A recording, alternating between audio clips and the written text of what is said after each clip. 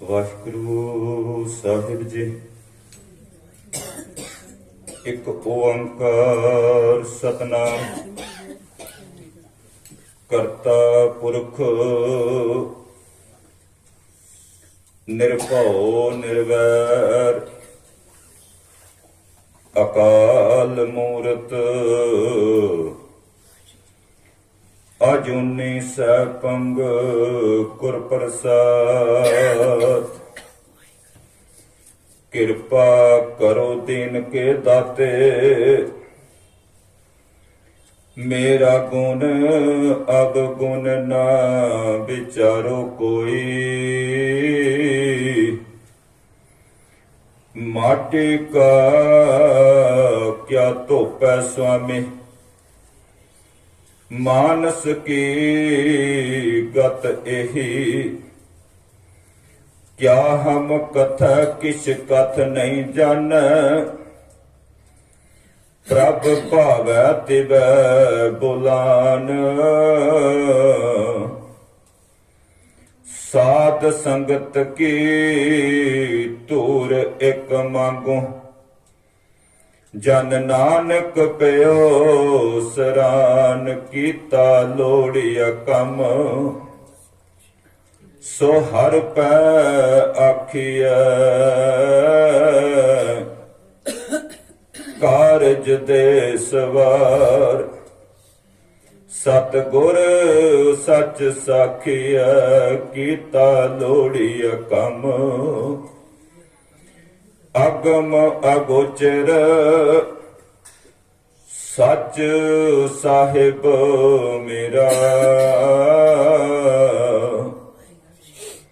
ਨਾਨਕ ਬੋਲੇ ਬੁਲਾਇਆ ਤੇਰਾ।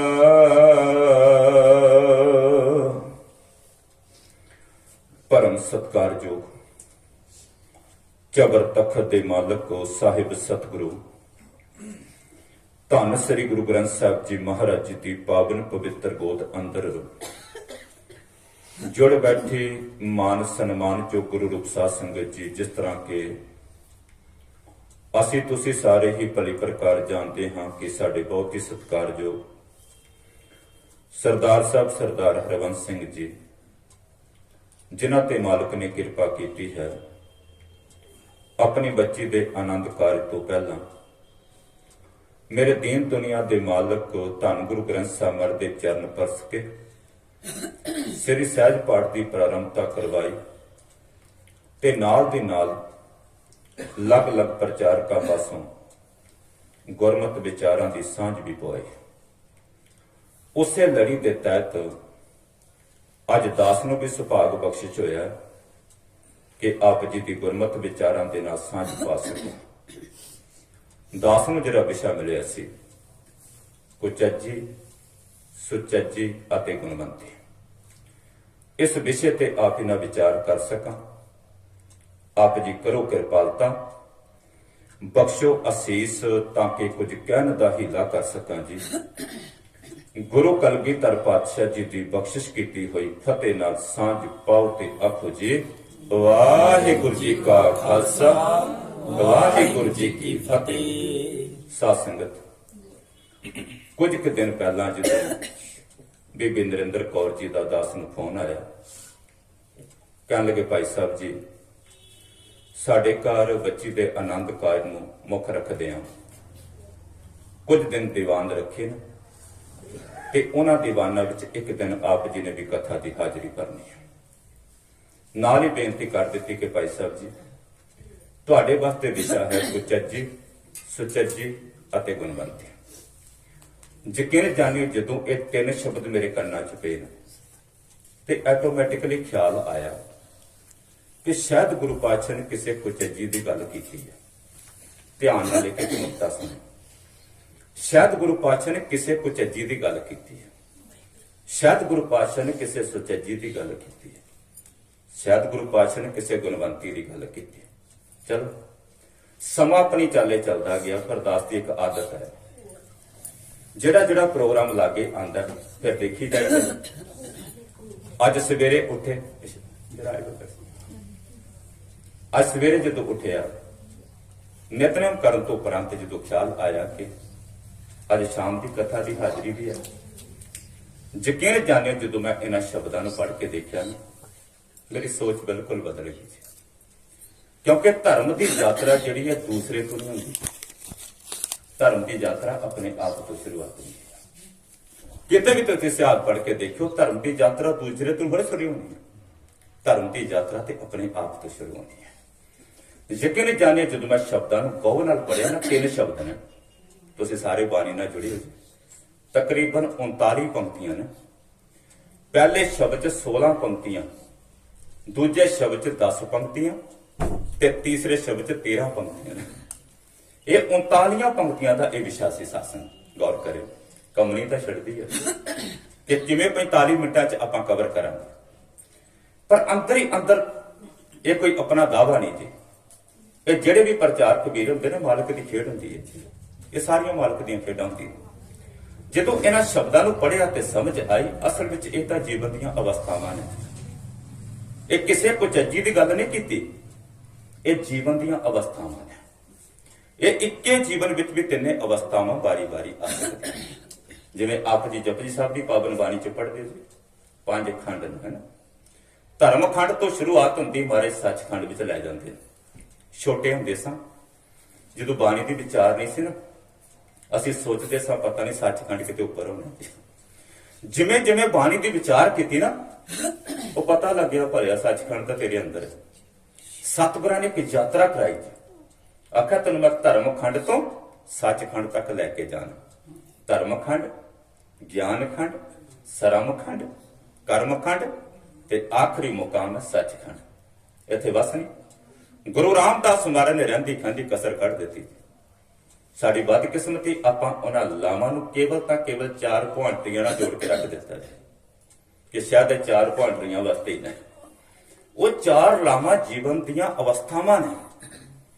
ਗੁਰੂ ਰਾਮਦਾਸ ਮਹਾਰਾਜ ਕਹਿੰਦੇ ਮੈਂ ਚਾਹਨਾ ਤੇਰੇ ਜੀਵਨ 'ਚ ਸਹਿਜ ਆ ਜਾਏ, ਪਰ ਕਿਰਤੀ ਕਰਮ ਤੋਂ ਸ਼ੁਰੂਆਤ ਕੀਤੀ ਤੇ ਕਿੱਥੇ ਲਿਆ ਕੇ ਗੱਲ ਖੜੀ ਕੀਤੀ? ਸਹਿਜ ਤੇ ਆ ਕੇ ਗੱਲ ਖੜੀ ਕੀਤੀ। ਆਖਿਆ ਮੈਂ ਚਾਹਨਾ ਤੇਰੇ ਜੀਵਨ 'ਚ ਸਹਿਜ ਆ ਜਾਏ। ਇੱਥੇ ਹੀ ਵਸ ਨਹੀਂ ਸਾਸਨ। ਪੜ੍ਹਿਓ ਗੁਰੂ ਗ੍ਰੰਥ ਸਾਹਿਬ ਮਹਾਰਾਜ ਦੀ ਪਾਵਨ ਬਾਣੀ। ਤੁਸੀਂ 12 ਮਾਹ ਦੀ ਪਾਵਨ ਬਾਣੀ ਪੜ੍ਹਦੇ ਹੋ। ਮਹਾਰਾਜ ਕਹਿੰਦੇ ਬੇਸ਼ੱਕ ਮੈਂ ਉਦਾਹਰਨਾਂ ਬਾਹਰ ਦੀਆਂ ਲਾਂਗਾ, ਪਰ ਸੱਜਣਾ ਗੱਲ ਤੇਰੇ ਅੰਦਰ ਦੀ ਕਰਾਂਗਾ, ਤੇਰੇ ਜੀਵਨ 'ਚ ਪਰਿਵਰਤਨ ਆ ਜਾਏ। ਉਦਾਹਰਨਾਂ ਬਾਹਰ ਦੀਆਂ ਲਈਆਂ ਜੀ। ਜਿੰਨੀਆਂ ਬਾਹਰ ਦੀਆਂ ਮੌਸਮ ਦੀਆਂ ਰੁੱਤਾਂ ਦੀਆਂ ਉਦਾਹਰਨਾਂ ਲੈ ਕੇ ਆਖਿਆ ਜੇ ਤੂੰ ਪੌੜੀ ਦਰ ਪੌੜੀ ਚੜ੍ਹਦਾ ਜਾਏਗਾ, ਇੱਕ ਦਿਨ ਸਮਾਂ ਆਏਗਾ ਜਿਸ ਦਿਨ ਤੇਰੇ ਜੀਵਨ 'ਚ ਆਨੰਦ ਆ ਜਾਏਗਾ। ਆਖਰੀ ਮਹੀਨਾ ਕਿਹੜਾ ਜੀ? ਦੇਸੀ ਦੇ ਹਿਸਾਬ ਨਾਲ।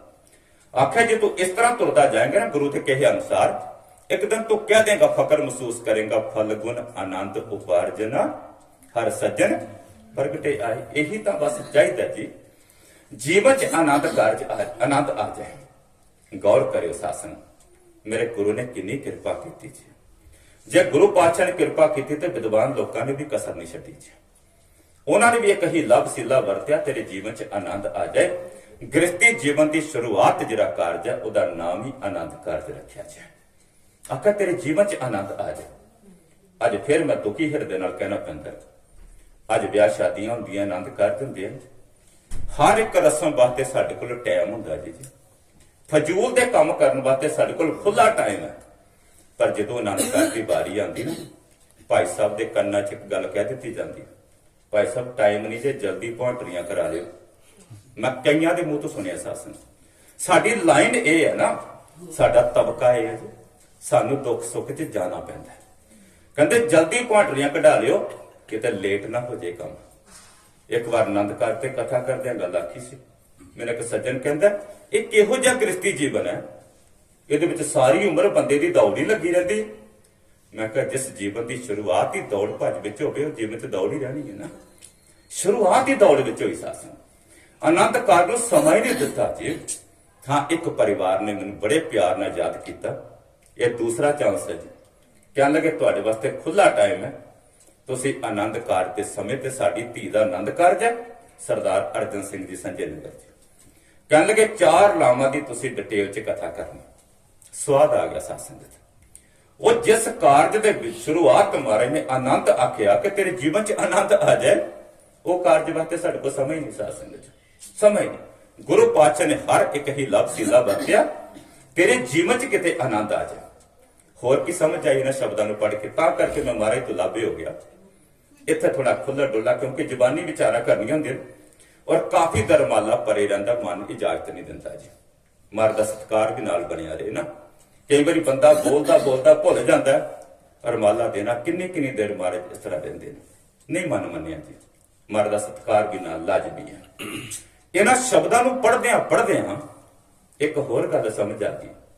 ਇਹਨਾਂ ਸ਼ਬਦਾਂ ਵਿੱਚ ਸਤਿਗੁਰਾਂ ਸਾਨੂੰ ਗੁਰਦੁਆਰੇ ਆਉਣ ਦੀ ਜਾਚ ਸਿਖਾਈ ਸੀ। ਸੌਖੇ ਰੂਪ 'ਚ ਵਿਆਖਿਆ ਕਰਨਾ ਪਿਆ। ਮੈਂ ਤਿੰਨਾਂ ਸ਼ਬਦਾਂ ਦੀ ਅਗਰ ਵਿਆਖਿਆ ਕਰਨੀ ਹੋਵੇ ਨਾ, ਇਹਨੂੰ ਹੰਕਾਰ ਨਾਲ ਨਾ ਭੁੱਲੇ, ਇਹ ਘੱਟੋ ਘੱਟ 3 ਦਿਨਾਂ ਦੀ ਕਥਾ ਹੈ। ਪਹਿਲਾਂ ਕੁਚੱਜੀ ਦੀ, ਫਿਰ ਸੁਚੱਜੀ ਦੀ, ਫਿਰ ਗੁਣਵੰਤੀ ਦੀ। ਪਰ ਤਿੰਨਾਂ ਸ਼ਬਦਾਂ ਨੂੰ ਸੌਖੇ ਤਰੀਕੇ ਨਾਲ ਮੈਂ ਤੁਹਾਡੇ ਸਾਹਮਣੇ ਵਿਚਾਰ ਕਰਨਾ ਚਾਹੁੰਦਾ। ਕੁਝ ਕੁ ਪ੍ਰਮਾਣ ਲੈ ਲਾਂਗਾ ਉਹਨਾਂ ਤਿੰਨਾਂ ਸ਼ਬਦਾਂ ਦੇ ਵਿੱਚੋਂ। ਇਹਨਾਂ ਸ਼ਬਦਾਂ ਦੇ ਅੰਦਰ ਸਾਨੂੰ ਗੁਰਦੁਆਰੇ ਆਉਣ ਦੀ ਜਾਚ ਸਿਖਾਈ ਜੀ। ਸਾਨੂੰ ਕੋਈ ਪੁੱਛੇ ਨਾ, 99.9% ਮੈਂ ਗੱਲ ਕਹਿਦਾ ਤੇ ਕੋਈ ਅਤ ਕਥਨੀ ਨਹੀਂ ਹੋਵੇਗੀ। ਕਿਸੇ ਨੂੰ ਪੁੱਛੋ ਗੁਰਦੁਆਰੇ ਕਿਸ ਵਾਸਤੇ ਜਾਣਾ, ਜਵਾਬ ਕੀ ਹੋਣਾ ਪਤਾ? ਘੜਿਆ ਘੜਾਇਆ ਇੱਕੋ ਜਵਾਬ ਹੋਣਾ, ਅਸੀਂ ਗੁਰਦੁਆਰੇ ਮੱਥਾ ਟੇਕਣ ਜਾਣਾ, ਇਹਨਾਂ ਅੱਖਾਂ ਨਾਲ ਗੁਰੂ ਦਾ ਦਰਸ਼ਨ ਕਰਨ ਜਾਣਾ। ਹਾਂ, ਨੈਗੇਟਿਵ ਸੋਚ ਨਹੀਂ ਲੈ ਜਾਣੀ ਔਰ ਕਿਸੇ ਚੀਜ਼ ਦਾ ਖੰਡਨ ਵੀ ਨਹੀਂ ਕਰਨਾ। ਸਾਸਨ ਇਹ ਸ਼ੁਰੂਆਤ ਹੈ। ਕਦੇ ਇਹ ਸ਼ਬਦ ਨਹੀਂ ਵਰਤਣਾ ਕਿ ਗੁਰਦੁਆਰੇ ਮੱਥਾ ਟੇਕਣ ਨਾਲ ਕੁਝ ਪ੍ਰਾਪਤ ਨਹੀਂ ਹੋਣਾ, ਗੁਰੂ ਦਾ ਦੀਦਾਰ ਕਰਨ ਨਾਲ ਕੁਝ ਪ੍ਰਾਪਤ ਨਹੀਂ ਹੋਣਾ। ਸ਼ੁਰੂਆਤ ਤੇ ਇੱਥੋਂ ਹੋਣੀ ਹੈ ਨਾ। ਇਹ ਗੱਲ ਐਡ ਕਰ ਦੇਣੀ ਹੈ ਕਿ ਸਿਰਫ ਮੱਥਾ ਟੇਕਣ ਨਾਲ ਕੁਝ ਨਹੀਂ ਬਣਨਾ, ਸਿਰਫ ਦਰਸ਼ਨ ਕਰਨ ਦੇ ਨਾਲ ਨਹੀਂ ਕੁਝ ਬਣਨਾ। ਅਗਲਾ ਸਟੈਪ ਵੀ ਤੈਅ ਕਰੇਗਾ ਤਾਂ ਕਿਤੇ ਮੁਕਾਮ ਹਾਸਲ ਹੋਣਾ। ਇਹ ਨਹੀਂ ਖੰਡਨ ਕਰ ਦੇਣਾ ਕਿ ਮੱਥਾ ਟੇਕਣ ਨਾਲ ਕੁਝ ਨਹੀਂ ਮਿਲਣਾ ਜਾਂ ਦਰਸ਼ਨ ਕਰਨ ਦੇ ਨਾਲ ਕੁਝ ਨਹੀਂ ਮਿਲਣਾ। ਧੰਨ ਗੁਰੂ ਰਾਮਦਾਸ ਮਹਾਰਾਜ ਦੇ ਪਾਵਨ ਬਚਨ ਪੜ੍ਹੇ, ਮਰ ਕਹਿੰਦੇ ਇਸ ਤੋਂ ਵੱਡਾ ਤੇ ਪੁੰਨ ਹੀ ਕੋਈ ਨਹੀਂ ਹੈ। ਤੈਨੂੰ ਕਿਤੇ ਮੱਥਾ ਟੇਕਣ ਦੀ ਜਾਚ ਆ ਜੇ ਸੱਜਣਾ। ਔਰ ਉਸ ਸੋਲਾ ਸਾਹਿਬ ਦੀ ਪਾਵਨ ਬਾਣੀ ਚ ਬਚਨ ਪੜ੍ਹਦੇ, ਕਰ ਸਾਧੂ ਅੰਜਲੀ ਪੁੰਨ ਵੱਡਾ ਹੈ, ਕਰ ਡੰਡਾਉਤ ਪੁੰਨ ਵੱਡਾ। ਬੜਾ ਵੱਡਾ ਪੁੰਨ ਹੈ ਜੀ। ਗੁਰੂ ਅੱਗੇ ਹੱਥ ਜੋੜ ਕੇ ਖੜੇ ਹੋਣਾ ਕੋਈ ਛੋਟੀ ਬਾਤ ਹੈ?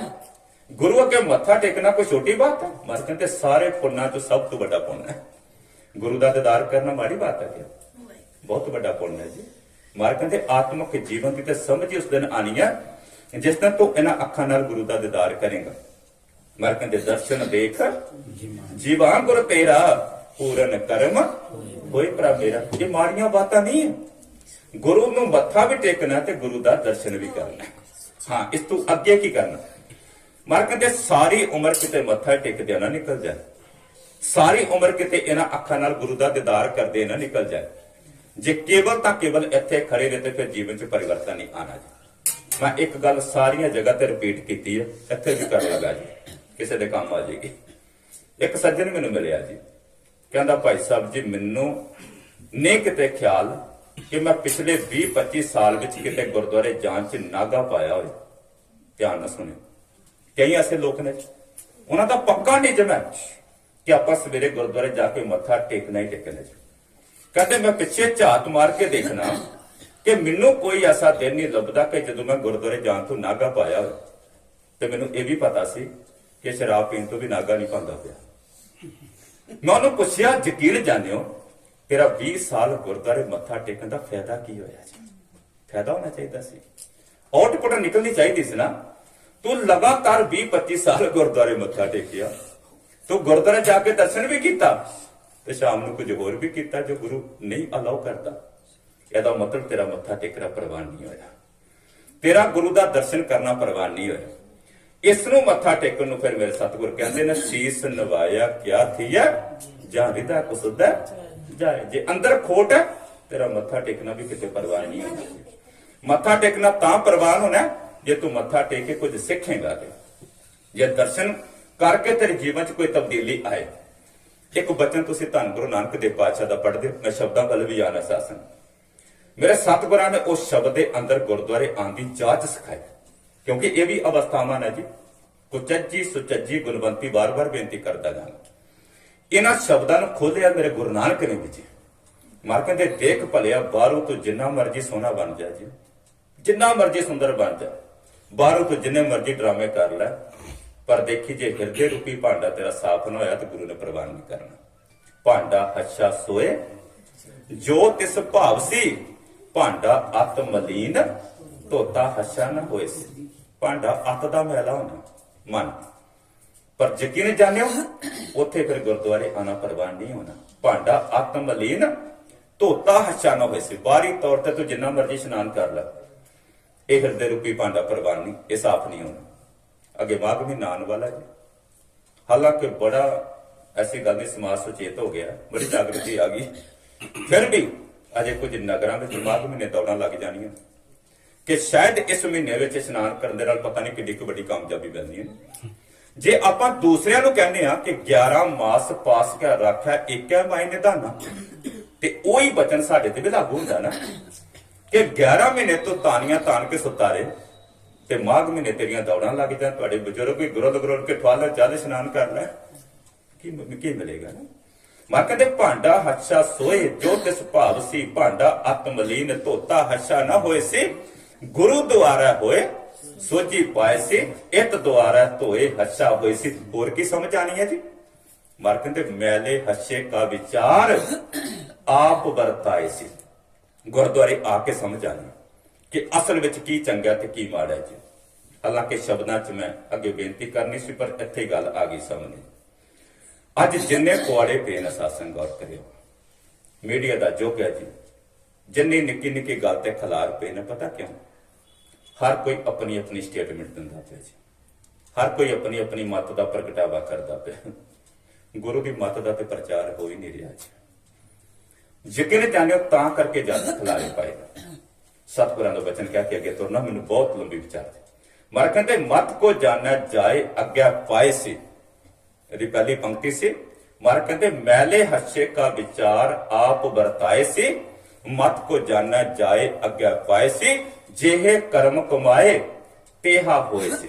ਜਿਹੋ ਜੇ ਤੂੰ ਕਰਮ ਕਰੇਗਾ ਨਾ, ਉਹੋ ਜਿਹਾ ਹੀ ਫਲ ਤੈਨੂੰ ਮਿਲਣਾ। ਉਹਦੇ ਵਿੱਚ ਕੋਈ ਤਬਦੀਲੀ ਨਹੀਂ ਹੋਣੀ। ਅੱਗੇ ਬਚਨ ਕੀ ਹੈ?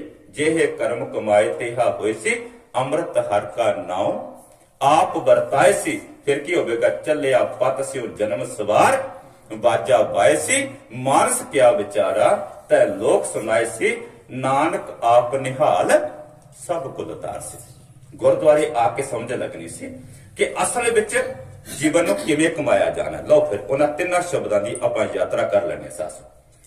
ਇਹ ਪਾਵਨ ਸ਼ਬਦ ਜੋ ਦਾਸ ਦੀ ਝੋਲੀ 'ਚ ਪਏ ਜੀ, ਪਹਿਲੇ ਦੋ ਸ਼ਬਦ ਧੰਨ ਗੁਰੂ ਨਾਨਕ ਦੇਵ ਪਾਤਸ਼ਾਹ ਦੇ ਉਚਾਰਨ ਕੀਤੇ।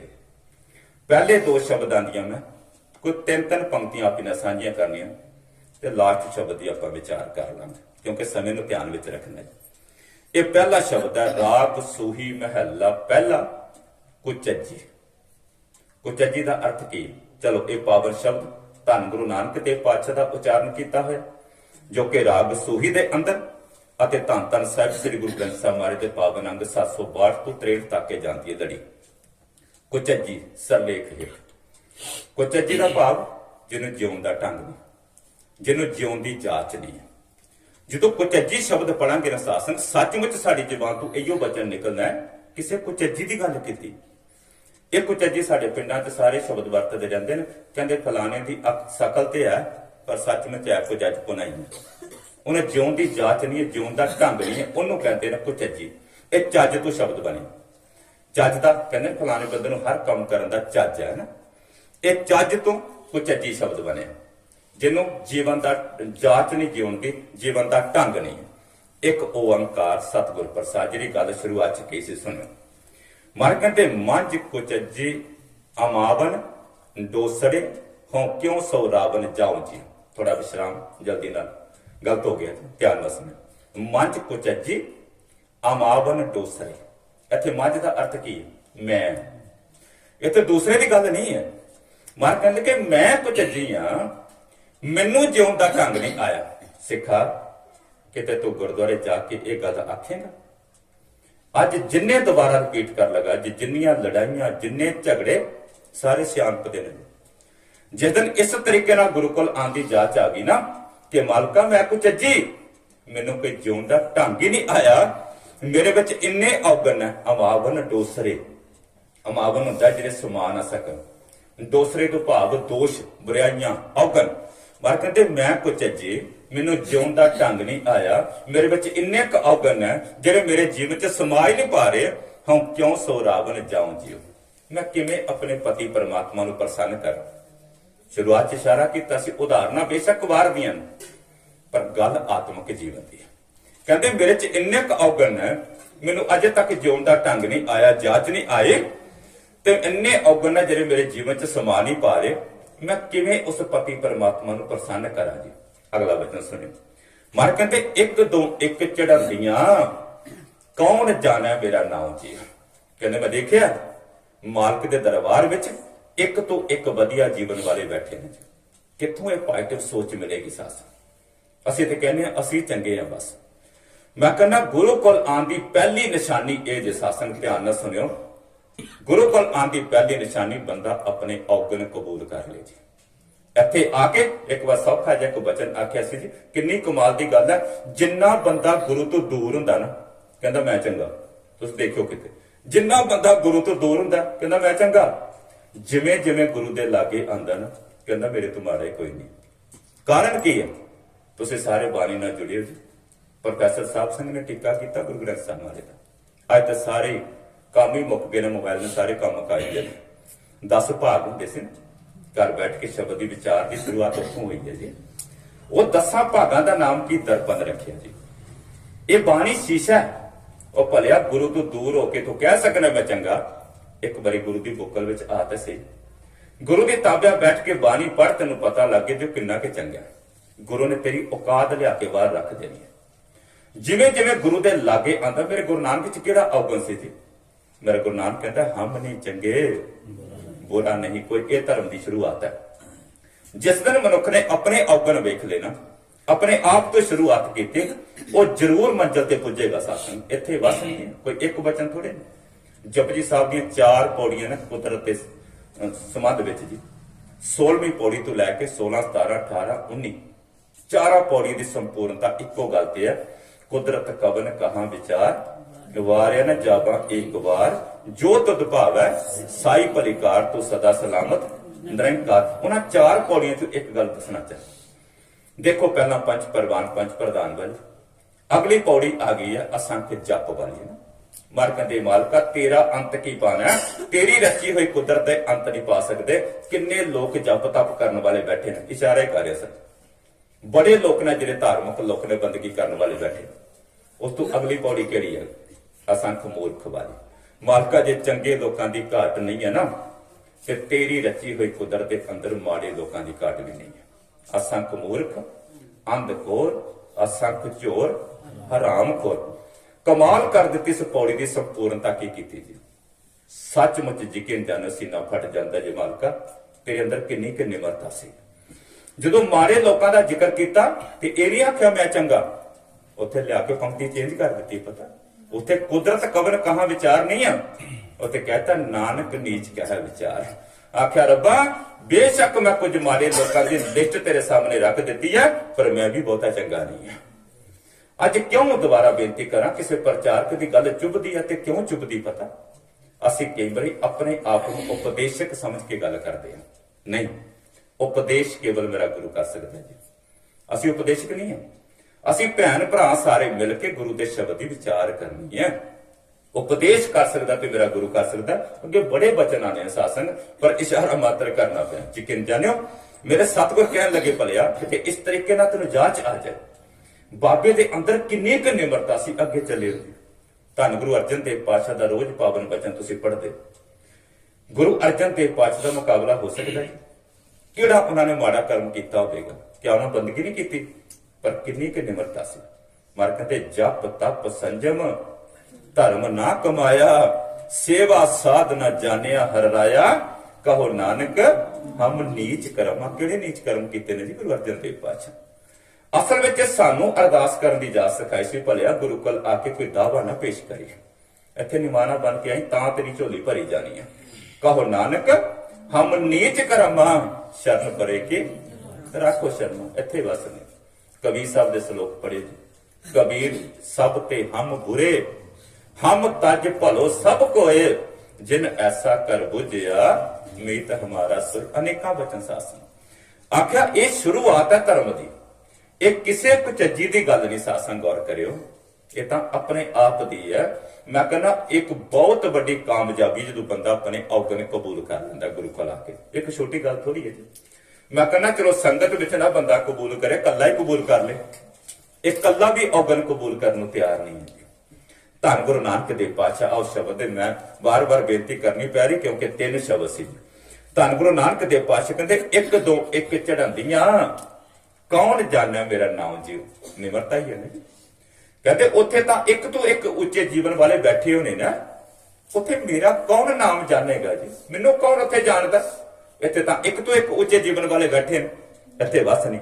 मन कहते जिन्नी सखी सौरावे आ से अंबे छाबड़िए है जियो, बड़ा पुरातन शब्द वरते। अज ते घर घर च एसी लगे ना, ये छां की कित्थों कदर पै जानी। धन गुरु नानक देव पातशाह कहते मैं देखिया, एक चज्जी कह रही कहते मैं देखिया जिन्हां सखियां ने उस मालक की सेज नूं पा लिया ना, मालक की हजूरी प्राप्त कर ली ना, उन्होंने इहो जी ठंड पा ली है जिवें किते गर्मी की रुत होवे ते अंबां दे बूटियां दे थल्ले कोई छां दा आनंद मान रहा होवे। अज ते घरां च एसी लगे ने जी, कित्थों कदर पैनी ओ अंब दे बूटियां दी छां दी। सासन इत्थे शब्द वरते मार कहंदे अंबी छाबड़िए हे जियो, अंब दे बूटियां दे थल्ले ओ तां मानो छां मानदियां पे, ठंड मानदियां पे ना, ਜਿਹੜੀਆਂ ਗੁਰੂ ਦੇ ਹਜ਼ੂਰੀ ਵਿੱਚ ਪਹੁੰਚ ਗਿਆ ਨਾ। ਅਗਲੀ ਪੰਕਤੀ ਚੌਥੀ ਪਾਸੇ ਪਹਿਲੇ ਸ਼ਬਦ ਦੀ ਇਹ 4 ਪੰਕਤੀਆਂ ਮਨ ਕਹਿੰਦੇ ਸੇ ਗੁਣ ਮੰਜ ਨਾ ਆਵਨੀ ਹਉ ਕਹਿ ਜੀ ਦੋਸਤ ਧਰੇ ਜੀਓ। ਹੁਣ ਇਹੋ ਜਿਹੇ ਗੁਣ ਮੇਰੇ ਵਿੱਚ ਤਾਂ ਨਹੀਂ ਹੈ। ਧੰਨ ਗੁਰੂ ਨਾਨਕ ਦੇਵ ਪਾਤਸ਼ਾਹ ਕਹਿੰਦੇ ਕਿਤੇ ਇਹ ਗੱਲ ਆਪ ਗੁਰੂ ਕੋਲ ਜਾ ਕੇ ਇੱਕ ਵਾਰ ਤੂੰ ਆਪਣਾ ਆਪ ਗੁਰੂ ਅੱਗੇ ਰੱਖ ਤਾਂ ਸਹੀ। ਸੇ ਗੁਣ ਮੰਜ ਨਾ ਆਵਨੀ ਹਉ ਕਹਿ ਜੀ ਦੋਸਤ ਧਰੇ ਜੋ, ਇਹੋ ਜਿਹੇ ਗੁਣ ਮਾਲਕਾ ਮੇਰੇ ਵਿੱਚ ਨਹੀਂ ਹੈ ਜਿਨ੍ਹਾਂ ਗੁਨਾਹ ਕਰਕੇ ਮੈਂ ਤੈਨੂੰ ਪ੍ਰਸੰਨ ਕਰ ਪਾਵਾਂ ਤੇ ਮੈਂ ਦੋਸ਼ ਕਿਸੇ ਦੇ ਮੱਥੇ ਕਿਉਂ ਮੜਾ। ਇੱਕ ਚੱਜੀ ਇੱਕ ਪਹਿਲੀ ਅਵਸਥਾ ਜਦੋਂ ਕੋਈ ਪਹਿਲਾਂ ਗੁਰੂ ਕੋਲ ਜਾਂਦਾ ਜੀ, ਸੌਖਾ ਸ਼ਬਦ ਉਹ ਆਪਣਾ ਅੰਦਰ ਖੋਲ ਕੇ ਗੁਰੂ ਕੋਲ ਰੱਖ ਦਿੰਦਾ ਕਿ ਮੇਰਾ ਜੀਵਨ ਅਜੇ ਤੱਕ ਇਹੋ ਜਿਹਾ ਨਹੀਂ ਬਣਿਆ ਜਿਸ ਜੀਵਨ ਕਰਕੇ ਮਾਲਕਾ ਮੈਂ ਤੈਨੂੰ ਪ੍ਰਸੰਨ ਕਰ ਪਾਵਾਂ। ਅਗਿਆਨੀ ਸੁਚੱਜੀ ਜੀ ਧੰਨ ਗੁਰੂ ਨਾਨਕ ਦੇਵ ਪਾਤਸ਼ਾਹ ਦਾ ਦੂਜਾ ਸ਼ਬਦ ਹੈ, ਕੇਵਲ ਮੈਂ 2 3 ਪੰਕਤੀਆਂ।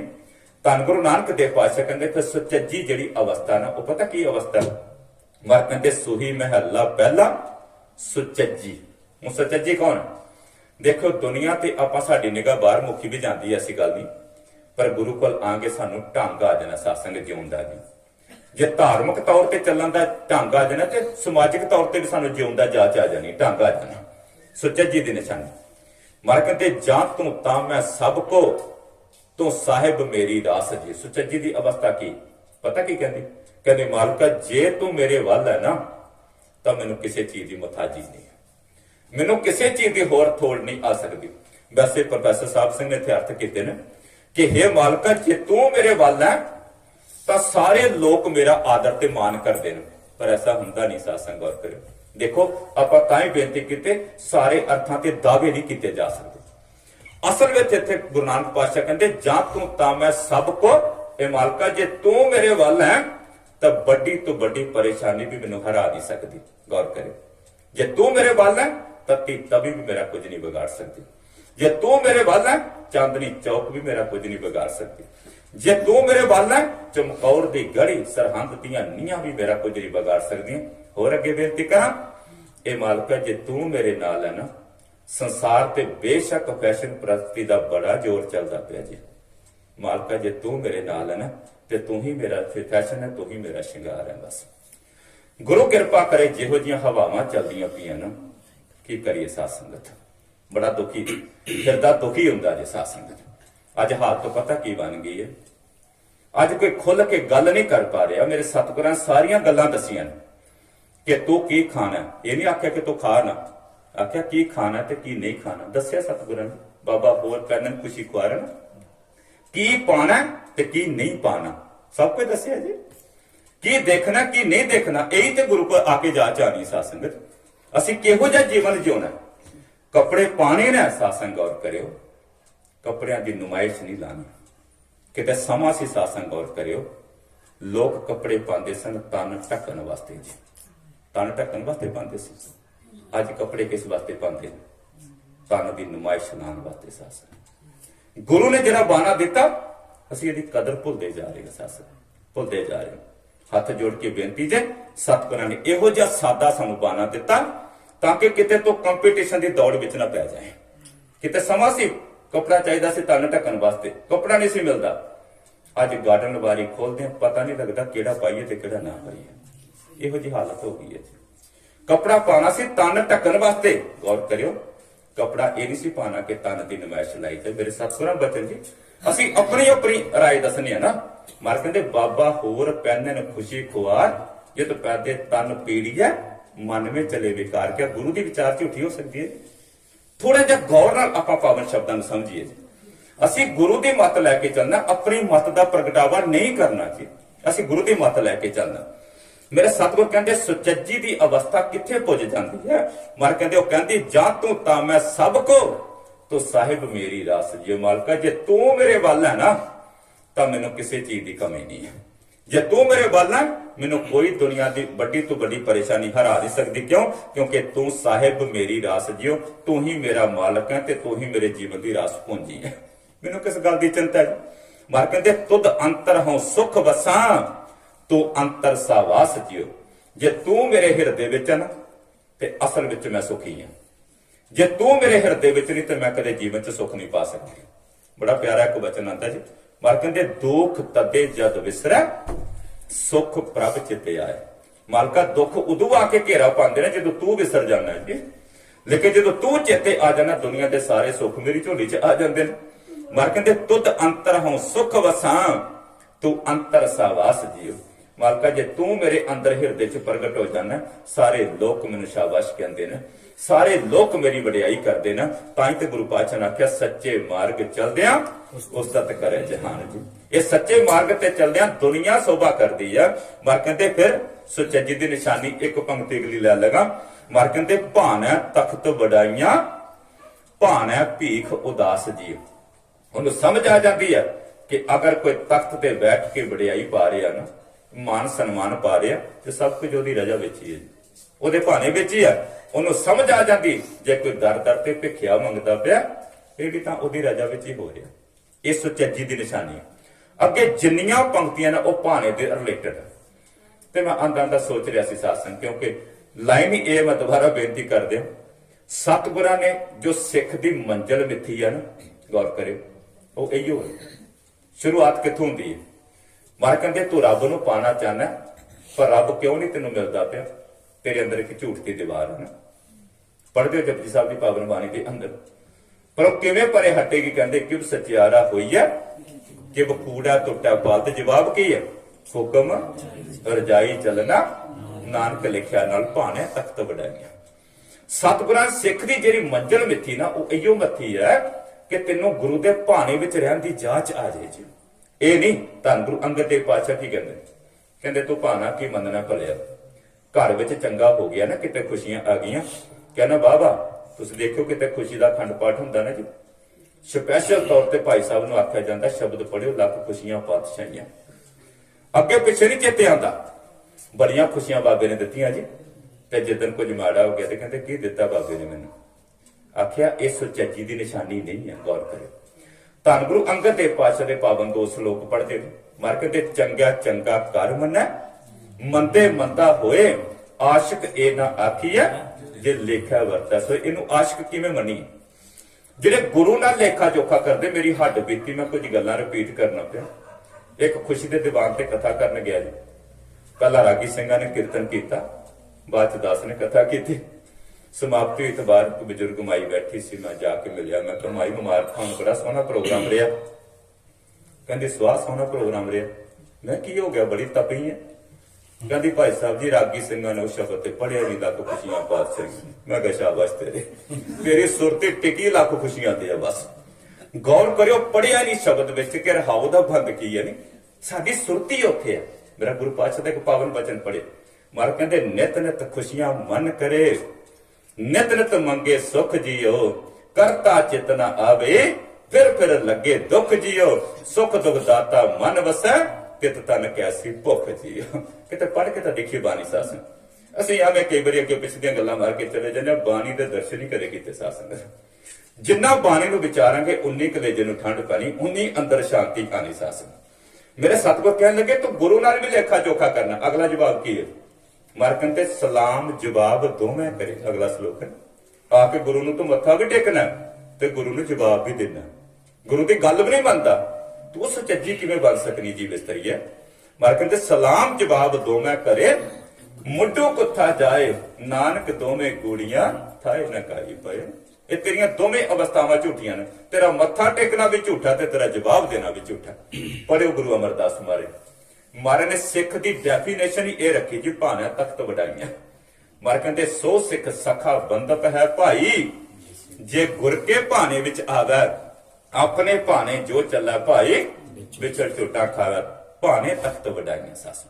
ਸਿੱਖ ਦੀ ਮੰਜ਼ਿਲ ਹੀ ਇਹ ਮਿੱਥ ਦਿੱਤੀ ਹੈ। ਪੜਿਓ ਕਿਤੇ ਗੁਰੂ ਰਾਮਦਾਸ ਮਹਾਰਾਜ ਦਾ ਪਾਵਨ ਬਚਨ, ਲਵੇਰਾ ਸ਼ਬਦ। ਮਹਾਰਾਜ ਕਹਿੰਦੇ ਜੇ ਸੁਖ ਦੇ ਤਾਂ ਤੁਝੇ ਅਰਾਧੀ ਹੈ ਨਾ, ਦੁੱਖ ਵੀ ਤੁਝੇ ਧਿਆਈ, ਜੇ ਭੁੱਖ ਦੇ ਤਾਂ ਇਤ ਹੀ ਰਾਜਾਂ, ਦੁੱਖ ਵਿੱਚ ਸੁਖ ਮਨਾਈ। ਇਹ ਹੈ ਸੁਚੱਜੀ ਦੇ ਲੱਛਣ ਜੀ। ਧੰਨ ਗੁਰੂ ਅਰਜਨ ਦੇਵ ਪਾਤਸ਼ਾਹ ਦੇ ਪਾਵਨ ਬਚਨ ਪੜ੍ਹ ਲਿਓ। ਕਹਿੰਦੇ ਜਿਸ ਦਿਨ ਤੇਰੀ ਅਵਸਥਾ ਇਹ ਬਣ ਗਈ, ਤੂੰ ਕਹਿ ਦੇਗਾ ਕਿ ਦੁੱਖ ਨਹੀਂ ਸਭ ਸੁਖੀ ਹੈ ਰੇ, ਏਕਿਆ ਏਕੀ ਨੇਤਾ, ਬੁਰਾ ਨਹੀਂ ਸਭ ਭਲਾਈ ਹੈ ਰੇ, ਹਾਰ ਨਹੀਂ ਸਭ ਜਿੱਤ ਹੈ। ਉਸ ਦਿਨ ਤੇਰੀ ਇਹ ਅਵਸਥਾ ਬਣ ਜਾਣੀ। ਬੜੇ ਬਚਨ ਸਾਸੰਗ। ਇਹ ਦੂਸਰੀ ਅਵਸਥਾ ਹੈ ਸੁਚੱਜੀ ਦੀ। ਅੱਗੇ ਤੀਸਰੀ ਅਵਸਥਾ ਸ਼ੁਰੂ ਹੋ ਜਾਂਦੀ ਜੀ ਗੁਣਵੰਤੀ। ਮੈਂ 15 ਕੁ ਮਿੰਟ ਦਾ ਸਮਾਂ ਇਸ ਸ਼ਬਦ ਦੀ ਬੜੇ ਧਿਆਨ ਦੇ ਨਾਲ ਯਾਤਰਾ ਕਰਿਓ। ਹੁਣ ਗੁਣਵੰਤੀ ਕੌਣ ਹੈ? ਆਓ ਅਰਦਾਸ ਕਰੀਏ ਕਿਤੇ ਇਸ ਅਵਸਥਾ ਨੂੰ ਆਪਾਂ ਪਾ ਲਈਏ ਸਾਸਨ। 2-3 ਵਾਰ ਬੇਨਤੀ ਮੈਂ ਕਰ ਚੁੱਕਿਆ। 39 ਪੰਕਤੀਆਂ ਨੇ ਇਹਨਾਂ ਤਿੰਨਾਂ ਸ਼ਬਦਾਂ ਦੀ। ਬਹੁਤ ਔਖਾ ਹੋ ਰਿਹਾ ਸੀ ਇੰਨੇ ਸ਼ਬਦ ਵਿੱਚ ਇਹਨਾਂ ਨੂੰ ਵਿਚਾਰ ਕਰਨਾ, ਪਰ ਫਿਰ ਵੀ ਇੱਕ ਕੋਸ਼ਿਸ਼ ਨਿਮਾਣੀ ਸੀ ਕਿ ਚਲੋ ਮਾੜੇ ਜਿਹੇ ਦਰਸ਼ਨ ਹੋ ਜਾਣ। ਹੁਣ ਇਹ ਤੀਸਰਾ ਸ਼ਬਦ ਸਾਸਨ ਗੌਰ ਕਰਿਓ। ਇਹ ਗੁਰੂ ਅਰਜਨ ਦੇਵ ਪਾਤਸ਼ਾਹ ਦਾ। ਕਿੰਨੀ ਕਮਾਲ ਦੀ ਗੱਲ, ਤਿੰਨਾਂ ਸ਼ਬਦਾਂ ਦੇ ਅੰਦਰ ਕੋਈ ਰਹਾਉ ਦੀਆਂ ਪੰਕਤੀਆਂ ਵੀ ਨਹੀਂ। ਤੁਸੀਂ ਦੇਖਿਓ ਕਿਤੇ ਨਾ ਹੀ ਇਹਨਾਂ ਸ਼ਬਦਾਂ 'ਚ ਪੱਦੇ ਨੇ। ਤੁਸੀਂ ਦੇਖਿਓ ਹਰ 2 ਪੰਕਤੀਆਂ ਦੇ ਬਾਅਦ ਏਕਾ ਲਿਖਿਆ ਹੁੰਦਾ, 2, 3, 4 ਇਸ ਤਰ੍ਹਾਂ ਹੁੰਦਾ ਕਿ ਇੰਨਾ ਪੱਦਿਆਂ ਦਾ ਸ਼ਬਦ ਹੈ। ਇਹ ਤਿੰਨਾਂ ਸ਼ਬਦਾਂ ਵਿੱਚ ਨਾ ਤੇ ਰਹਾਉ ਦੀਆਂ ਪੰਕਤੀਆਂ ਤੇ ਨਾ ਪੱਦੇ ਨੇ। ਸਿੱਧਾ ਹੀ ਪੂਰਾ ਸ਼ਬਦ ਜਿੱਥੇ ਖਤਮ ਹੁੰਦਾ 1, ਦੂਆ ਸ਼ਬਦ ਖਤਮ ਹੁੰਦਾ 2, ਤੀਸਰਾ ਸ਼ਬਦ ਖਤਮ ਹੁੰਦਾ ਤੇ 3। ਹਾਲਾਂਕਿ ਮਰਿਆਦਾ ਅਨੁਸਾਰ ਗੁਰੂ ਨਾਨਕ ਪਾਤਸ਼ਾਹ ਦੀ ਪਾਵਨ ਬਾਣੀ ਤੋਂ ਬਾਅਦ ਗੁਰੂ ਅਮਰਦਾਸ ਮਹਾਰਾਜ ਦੀ ਬਾਣੀ ਆਣੀ ਚਾਹੀਦੀ ਸੀ। ਤੁਸੀਂ ਦੇਖਿਓ, ਪੜ੍ਹ ਕੇ ਦੇਖਿਓ ਬਾਣੀ, ਕਿਉਂਕਿ ਦੂਜੇ ਪਾਤਸ਼ਾਹ ਦੇ ਕੇਵਲ ਸ਼ਲੋਕ ਨੇ। ਜੇ ਰੂਟੀਨ ਮੁਤਾਬਕ ਦੇਖਿਆ ਜਾਂਦਾ ਤੇ ਅੱਗੇ ਤੀਸਰੇ ਪਾਤਸ਼ਾਹ ਦੀ ਬਾਣੀ ਆਣੀ ਸੀ, ਫਿਰ ਚੌਥੇ ਪਾਤਸ਼ਾਹ ਦੀ। ਲੇਕਿਨ ਨਾ, ਪਹਿਲੇ ਪਾਤਸ਼ਾਹ ਤੋਂ ਬਾਅਦ ਸਿੱਧੇ ਪੰਜਵੇਂ ਪਾਤਸ਼ਾਹ ਦਾ ਸ਼ਬਦ ਆ ਗਿਆ, ਕਿਉਂਕਿ ਇੱਕ ਲੜੀ ਪਰੋਣੀ ਸੀ ਸਾਸਨ। ਇੱਕ ਵਿਸ਼ਾ ਕੰਪਲੀਟ ਕਰਕੇ ਗੁਰੂ ਅਰਜਨ ਦੇਵ ਪਾਤਸ਼ਾਹ ਨੇ ਸਾਡੀ ਝੋਲੀ ਚ ਪਾਣਾ ਸੀ। ਤੀਸਰੀ ਅਵਸਥਾ ਗੁਣਵੰਤੀ। ਫਿਰ ਉਹਦੇ ਕੋਲ ਇੱਕ ਜਗਿਆਸੂ ਆਂਦਾ ਹੈ। ਇਹ ਸਵਾਲ ਜਵਾਬ ਨੇ, ਧਿਆਨ ਨਾਲ ਸੁਣਿਓ। ਮਰਗ ਦੇ ਸੂਹੀ ਮਹੱਲਾ 5ਵਾਂ ਗੁਣਵੰਤੀ। ਗੁਣਵੰਤੀ ਕੌਣ ਹੈ? ਜਿਹਨੂੰ ਜਿਉਣ ਦਾ ਚੱਜ ਆ ਗਿਆ ਪਹਿਲਾਂ ਸੁਚੱਜੀ, ਤੇ ਜਿਹੜੀ ਗੁਣਵਾਨ ਬਣ ਗਈ ਸਾਸਨ, ਸੌਖਾ ਸ਼ਬਦ ਵਰਤਣਾ। ਉਹ ਗੁਣ ਉਹਦੇ ਜੀਵਨ ਚ ਆ ਗਏ ਜਿਨ੍ਹਾਂ ਗੁਣਾ ਕਰਕੇ ਪਤੀ ਪਰਮਾਤਮਾ ਪ੍ਰਸੰਨ ਹੋ ਜਾਂਦਾ। ਇਹ ਸੌਖੇ ਸ਼ਬਦਾਂ ਚ ਅਰਥ। ਹੁਣ ਐਸੀ ਗੁਣਵੰਤੀ ਕੋਲ ਕੋਈ ਜਗਿਆਸੂ ਆਂਦਾ, ਉਹ ਆਪਣੀ ਪੁਕਾਰ ਰੱਖਦਾ ਸਾਸਨ। ਇਸ ਸ਼ਬਦ ਦੇ ਆਪਾਂ 3 ਹਿੱਸੇ ਕਰਨੇ ਨੇ, ਸੁਣੋ। ਮਰਖਣ ਤੇ ਜੋ ਦਿਸੈ ਗੁਰ ਸਿਖੜਾ, ਤਿਸ ਨਿਭ ਨਿਭ ਲਾਗੋਂ ਪਾਏ ਜੀ, ਭਾਏ ਬਿੰਦੀ ਲਾਗੀ। ਕੋਈ ਮੈਨੂੰ ਐਸਾ ਪਿਆਰਾ ਮਿਲ ਜਾਏ। ਇੱਥੇ ਅੜਾ ਸ਼ਬਦ ਹੈ ਜੀ, ਦੇਖੋ ਬਾਣੀ ਚ ਪੜਿਓ, ਗੁਰਸਿੱਖ ਸ਼ਬਦ ਆਂਦਾ ਜੀ। ਮਾਨ ਸਿੰਘ ਝੌਰ ਨੇ ਇਹਦੇ ਅਰਥ ਕੀਤੇ, ਬੜੇ ਕਮਾਲ ਦੀ ਇੱਕ ਵਿਚਾਰ ਰੱਖੀ। ਕਹਿੰਦੇ ਜਿੱਥੇ ਅੜਾ ਸ਼ਬਦ ਆ ਗਿਆ ਨਾ, ਅੜਾ, ਇਹ ਬੜਾ ਪਿਆਰਾ ਸ਼ਬਦ ਵਰਤਿਆ ਜਾਂਦਾ ਜੀ। ਦੇਖੋ ਮਾਵਾਂ ਬੱਚਿਆਂ ਨੂੰ ਲਾਡ ਲਾਉਂਦੀਆਂ ਨਾ, ਸਵੇਰੇ ਉਠਾਉਂਦੀਆਂ, ਬੇਟਾ ਉੱਠ ਮੂੰਹ ਧੋ, ਹੈ ਨਾ। ਜੇ ਬੱਚਾ ਨਾ ਉੱਠੇ ਤੇ ਕਹਿੰਦੇ ਉੱਠ ਬੂਥਾ ਧੋ ਲੈ। ਗੁੱਸੇ ਵਿੱਚ ਆ ਕੇ ਉਹ ਮੂੰਹ ਹੀ ਬੂਥਾ ਬਣ ਜਾਂਦਾ ਨਾ। ਜਦੋਂ ਬਹੁਤੇ ਪਿਆਰ ਵਿੱਚ ਮਾਂ ਆਂਦੀ ਹੈ, ਕਹਿੰਦੀ ਥੋੜਾ ਜਿਹਾ ਮੁਖੜਾ ਤੇ ਇੱਧਰ ਕਰ, ਇਹ ਮੂੰਹ ਹੀ ਹੈ। ਪਿਆਰ ਵਿੱਚ ਅੜਾ ਅੱਗੇ ਲੱਗ ਜਾਂਦਾ। ਕਿੱਥੇ ਬੂਥਾ ਕਹਿੰਦੀ ਵੀ ਸੀ ਗੁੱਸੇ 'ਚ, ਜਦੋਂ ਪਿਆਰ ਵਿੱਚ ਲਾਡ ਵਿੱਚ ਆ ਜਾਂਦੀ ਤੇ ਕਹਿੰਦੀ ਮੇਰੇ ਬੇਟੇ ਦਾ ਮੁਖੜਾ ਕਿੰਨਾ ਸੋਹਣਾ ਹੈ ਨਾ। ਉਹ ਜਿੱਥੇ ਅੜਾ ਲੱਗ ਗਿਆ ਉੱਥੇ ਪਿਆਰ ਆ ਗਿਆ ਜੀ, ਉੱਥੇ ਲਾਡ ਆ ਗਿਆ। ਸਾਜਨ ਅੜਾ ਮੇਰਾ ਸਾਜਨ ਅੜਾ। ਤੁਸੀਂ ਦੇਖੋ ਜਿੱਥੇ ਅੜਾ ਸ਼ਬਦ ਬੜੇ ਪ੍ਰਮਾਣ 'ਚ, ਉੱਥੇ ਪਿਆਰ ਹੈ। ਇੱਥੇ ਮੇਰੇ ਸਤਿਗੁਰਾਂ ਨੇ ਪਿਆਰ ਦਰਸਾਇਆ ਜੀ। ਕਹਿੰਦੇ ਜੋ ਦਿਸੈ ਗੁਰਸਿੱਖੜਾ। ਗੁਰਸਿੱਖੜਾ ਪਿਆਰ ਨਾਲ, ਕੋਈ ਪਿਆਰਾ ਮੈਨੂੰ ਗੁਰਸਿੱਖ ਮਿਲ ਜਾਏ। ਹੁਣ ਗੁਰਸਿੱਖ ਕਿਹਦਾ ਸਾਸਨ? ਅੱਜ ਜਿਹੜਾ ਆਪ ਨਿਤਨੇਮ ਨਹੀਂ ਨਾ ਕਰਦਾ, ਮੈਂ ਪਰਿਵਾਰ ਨੂੰ ਮੁਬਾਰਕ ਦੇਣੀ ਸਾਸਨ, ਜਿਨ੍ਹਾਂ ਤੇ ਮਾਲਕ ਨੇ ਬੜੀ ਕਿਰਪਾ ਕੀਤੀ ਜੀ। ਇਹ ਕਲਯੁਗ ਦੇ ਭਿਆਨਕ ਸਮੇਂ ਅੰਦਰ ਵੀ ਤੁਸੀਂ ਗੁਰਮਤਿ ਅਨੁਸਾਰ ਕਾਰਜ ਕਰਦੇ ਪਏ ਸਾਸਨ। ਯਕੀਨ ਜਾਣਿਓ, ਮਨ ਬਹੁਤ ਪ੍ਰਸੰਨ ਹੋਇਆ, ਖੁਸ਼ੀ ਹੋਈ ਕਿਤੇ ਸਾਨੂੰ ਵੀ ਸੇਧ ਮਿਲ ਸਕੇ ਜੀ। ਅਸੀਂ ਸਾਰੇ ਜਿਹੜੇ ਆਏ ਨਾ, ਇਹ ਸੇਧ ਲੈਣੀ ਹੈ ਕਿ ਘੱਟੋ ਘੱਟ ਇਹ ਗੁਰਮਤਿ ਅਨੁਸਾਰ ਕਾਰਜ ਹੋਣ ਲੱਗਾ ਤੇ ਸਾਨੂੰ ਵੀ ਕੁਝ ਇਸ ਕਾਰਜ ਤੋਂ ਸੇਧ ਮਿਲ ਸਕੇ ਸਾਸਨ। ਇਹ ਤਾਂ ਕਰਕੇ ਸਾਰੇ ਉਪਰਾਲੇ ਕੀਤੇ ਜਾਂਦੇ ਨੇ ਜੀ। जिथे गुरु साहिबान ने किए उत्थे गुरसिखां ने भी किए। जे सानू थोड़ी बहुती समझ आई तो दूसरिਆਂ ਨੂੰ भी आ जाए ना। ये तां ही किया जाता है। एक दर्द है कि जो गुरु पातशाह ने सानू मर्यादा दी, बड़े विचार आंदी पिछी आंदे आके जे गुरु पातशाह ने कृपा की तो विद्वान लोगों ने भी कसर नहीं छड़ी। सिख रहत मर्यादा तुसीं पढ़दे हो, किन्ने क पेज का खरड़ है जी। ये बिल्कुल छोटा जा किताब च है जी, पर जीवन का ढंग सिखाया जी। किवें जन्म और नाम संस्कार करना सब कुछ दसिया शासन। असीं पढ़न का शौक ही खत्म कर दिता ना, प्रॉब्लम इत्थे आके खड़ी हो गई। किड्डा को बड़ा किताब च जन्म अते नाम संस्कार किवें करना, ये 4 संस्कार किते पढ़ के देखियो जी। उस तो बाद अमृत संस्कार किवें होना चाहिए, आनंद संस्कार किवें होना चाहिए, अंतिम संस्कार किवें होना चाहिए। तेरा जीवन स्वर्ग बन जाएगा। तू जिंदे जी सचखंड का वासी बन जाएगा जे तू गुरु आशे अनुसार अपना जीवन ढाल लेगा। बस यही है जीवन सासंग। अज मेरे सतगुरां ने इत्थे फिर गुणवंती विच आख्या, जग्यासू आंदा ऐसी गुणवंती कोल, ऐसी भैन कोल जिन्हें जीवन च इहो जे गुण इकट्ठे कर लेना जिहड़े गुरु नूं पसंद आने वाले ने। वो जग्यासू आके बेनती करदा, जो दिसै गुर सिखड़ा। गल कर लगा सा गुरु रामदास महाराज दा पावन शब्द है। वो गुरसिख की डेफिनेशन दसी है। 7 पंक्तियां का शब्द है, तुहानूं सारिਆਂ जबानी आंदा होवेगा। गुर सतगुर का जो सिख अखाए सो भल के उठर नाम ते आवे। हुण अज तो सौखा ही काम हो गया जी। ਜਿਹੜੇ मेरे वर्गे नहीं ना नितनेम कर सकते, कहते कोई गल नहीं, सारे वेले अमृत वेले ही काम ही मुका दिता सरासर। वो ठीक है जिन्हां दी मजबूरी है ना, जिन्हां दी नाइट ड्यूटी है, नहीं सवेरे उठ सकते, वो बख्शे जाणगे। जिहड़ा रात नूं 10 बजे सौ गया, वो सवेरे 4 बजे तानियां ता के सुता हो गया, उन्होंने गुरु ने माफ नहीं करना। सासन ये नोट कर लियो। ये सारियां दातां नितनेम चों निकलदियां ने। हुण जिहड़ा नहीं करता उन्हें ते कोशिश करनी कि 4 बंदे होर मेरे नाल मिल जाण, मेरी गल दा वजन बन जाए। पर जिहड़ा नितनेम करदा कदे ऐसा नहीं करेगा। सासन उत्ते जोर दे के कहेगा, भाई सब कुछ मिस हो जाए, सभे गल्लां विसरन, इको विसरना चाहे। सब गल्लां विसर जान पर नितनेम ना विसर जाए। सासन कोशिश करियो जिन्ना हो सके लेट हो जाओ, कोई गल नहीं, लेकिन नितनेम जरूर करना जी। नितनेम का मतलब की है? नित का नियम है ना। वो नित का नियम तां ही है कि रोज का नियम तुसीं निभांदे हो। सासन इस करके नितनेम नहीं छड्डना, भावें जिन्ना मर्जी कोई कामा रौली पाए ना, नितनेम नहीं छड्डना। सासन जो सानू गुरमर्यादा सानू दसी है, असीं उस ते पूरा पहरा देना। सासन पूरा नितनेम करना। सतगुर कहते असल विच सिख ही वो है। मार कहते गुर सतगुर का जो सिख अखाए सो भलके उठर नाम ते आवे, उदम करे भलके प्रभाते इशनान करे अमृतसर ना आवे। ये गुरसिख की डेफिनेशन दसी सारी। मार कहते इहो जिहा कोई गुरसिखड़ा मैनूं मिल जाए, मैं की करा? उन्होंने निभ निभ के उहदे चरण परसां।